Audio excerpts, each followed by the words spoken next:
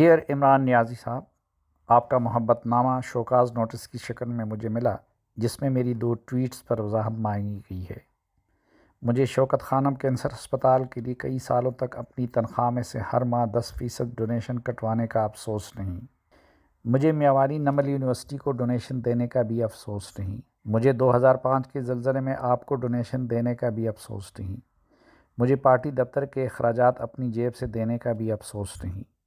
مجھے P T I میں 20 سال کام کرنے کا بھی افسوس نہیں، کیونکہ یہ میری ذات سے بالاتر مقصد تھا۔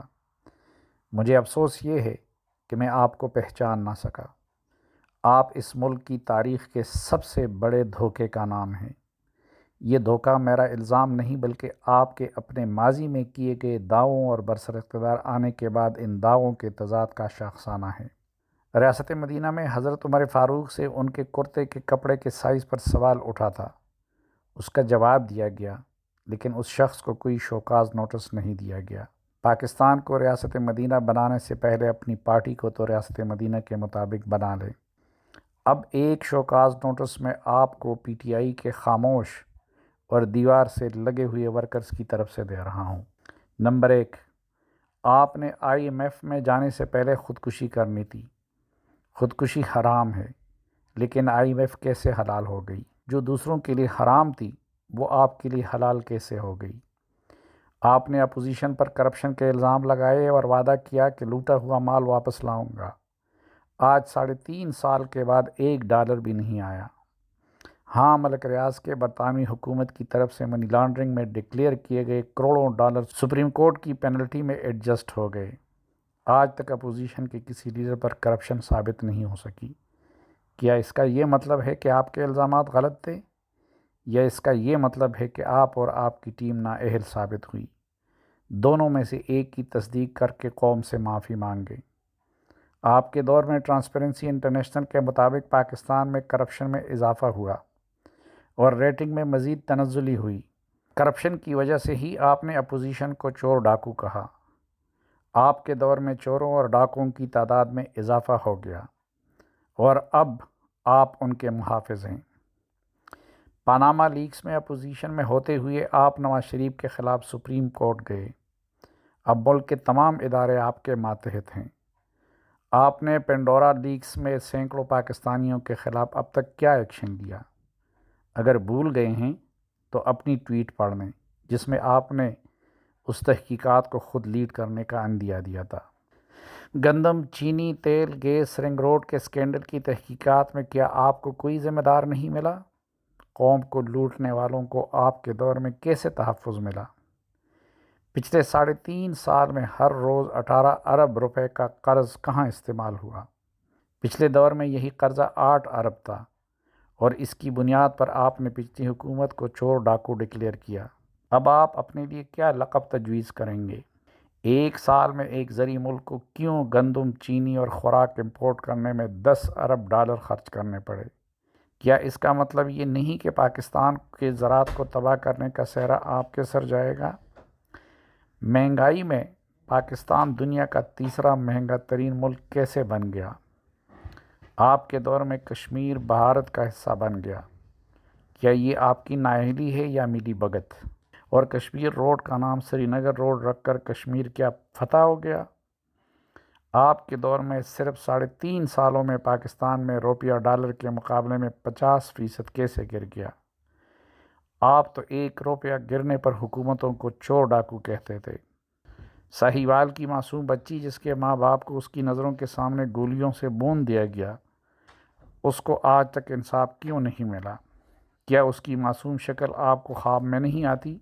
مری میں سردی میں ٹھٹر کر یا کاربن مونو آکسائیڈ سے جان سے ہاتھ دھونے والے آپ کے آرام دہ بنی گالا گھر سے صرف 30 میل دور تھے۔ آپ کو رات کو نیند کیسے آئی، جبکہ میڈیا نے 1 رات پہلے حالات کی سنگینی کا بتا دیا تھا؟ کیا ان جانوں کا حساب اس دنیا میں دیں گے یا روز محشر اس کا جواب دیں گے؟ اگر آپ کے بچے مری میں برف میں پھنسے ہوتے تو کیا آپ کو نیند آتی؟ آپ نے غیر قانونی طور پر اپنی پارٹی کو تحلیل کر کے اپنی پارٹی کے آئین کی دھجیاں اڑا دی۔ کیا یہ ایک فاشسٹ جماعت ہے یا جمہوری جماعت؟ کیا آپ پارٹی کے اندر فری اینڈ فیئر الیکشن کروانے کی ہمت کر سکتے ہیں؟ مجھے یقین ہے کہ آپ اپنی پارٹی میں الیکشن ہار جائیں گے اگر شفاف انٹرا الیکشن ہوئے تو۔ آپ نے 50 لاکھ گھروں کا وعدہ کیا تھا، 3.5 سال میں کتنے گھر بن گئے؟ کیا یہ بھی روٹی کپڑا اور مکان جیسا سیاسی نعرہ تھا؟ کیا آپ نے پاکستان کی نوجوان نسل کو بد تہذیبی، گالم گلوچ اور بدتمیزی کا کلچر نہیں دیا؟ اس نسل کا مستقبل کیا ہے؟ اس کی تربیت کون کرے گا؟ کیا آج معاشرے میں پھیلی ہوئی بدتمیزی کے ذمہ دار آپ نہیں ہیں؟ آپ نے اوورسیز پاکستانیوں کو سالوں تک ATM مشین کی طرح استعمال نہیں کیا، لیکن حکومت میں آنے کے بعد اوورسیز کی نمائندگی زلفی بخاری اور طارق محمود جیسے لوگوں کے حوالے کر دی، جن کا آپ کے اوورسیز چیپٹر سے کبھی بھی کوئی تعلق نہیں رہا۔ اوورسیز پاکستانیوں سے اس دھوکے کا ذمہ دار کون ہے؟ اوورسیز پاکستانیوں کے اربوں کے فنڈ سے یہ پارٹی پچھلے 15 سال سے چل رہی ہے۔ آپ نے انہیں نمائندگی کیوں نہیں دی؟ سیالکوٹ واقعے کے ذمہ داروں کا تعین کب ہوگا؟ شیخ رشید، جسے آپ چپڑاسی بھی نہیں رکھنا چاہتے تھے، اس کے چپڑاسی سے وزیر ریلوے اور وزیر داخلہ تک کی ترقی کیسے ہوئی؟ آپ مفادات کے ٹکراؤ کو ہر برائی کی جڑ سمجھتے تھے۔ وہ رزاق داؤد کے اربوں کے ٹھیکے میں کیسے حلال ہو گیا؟ وہ جو 200 اداروں کے ایکسپرٹس آپ نے ڈھونڈے تھے، وہ کہاں غائب ہو گئے؟ کوئی ایک ادارہ بتا دے جو آپ نے 3.5 سال میں قابل قدر مثال بنایا ہو۔ ریاست مدینہ میں سود کی گنجائش نہیں، اور قرآن میں اس کی سختی سے ممانعت ہے۔ آپ کا فرمان تھا کہ صرف کرپٹ لوگوں کو میڈیا کا خوف ہوتا ہے۔ آپ کے دور میں میڈیا پر ملٹری ڈکٹیٹر سے زیادہ پابندیاں لگیں۔ کیا آپ کرپٹ ہیں؟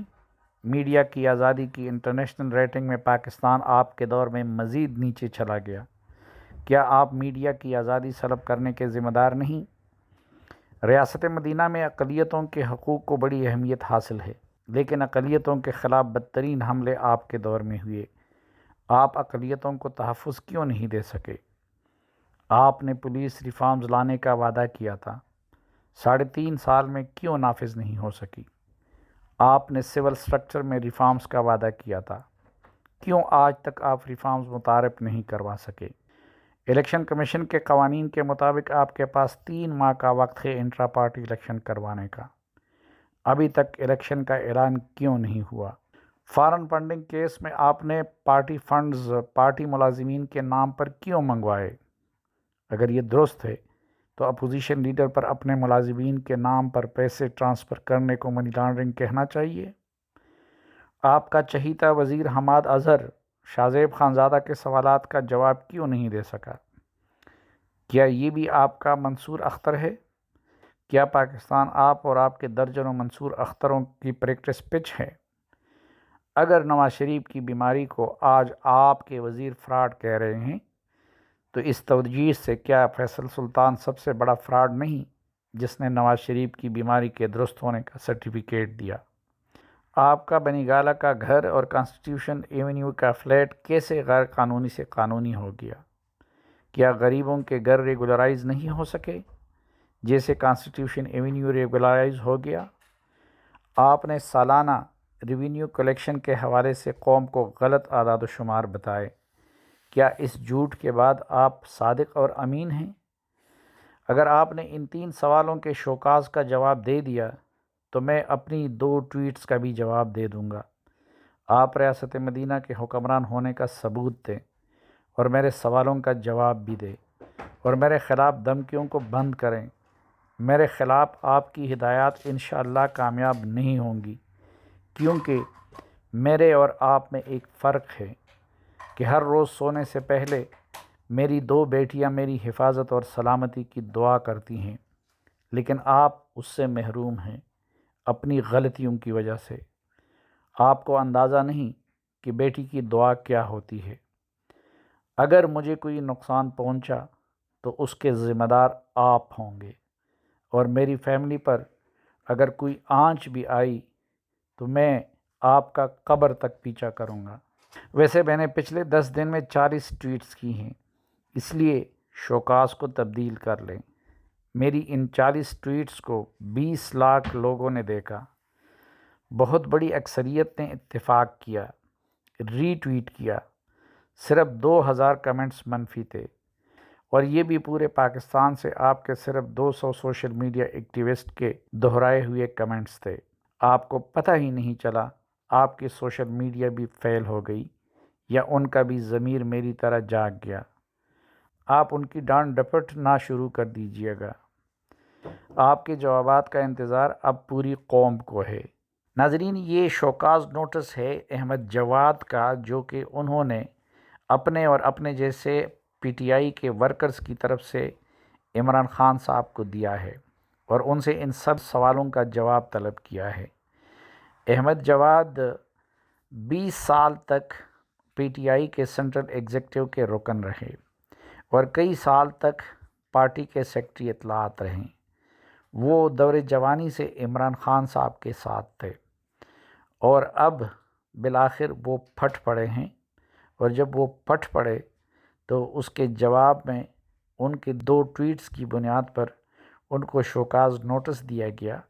لیکن اس شوکاز نوٹس کے جواب میں احمد جواد نے الٹا عمران خان صاحب کو یہ شوکاز نوٹس دیا ہے، جو یہاں میں نے آپ کے سامنے پڑھ کر سنایا۔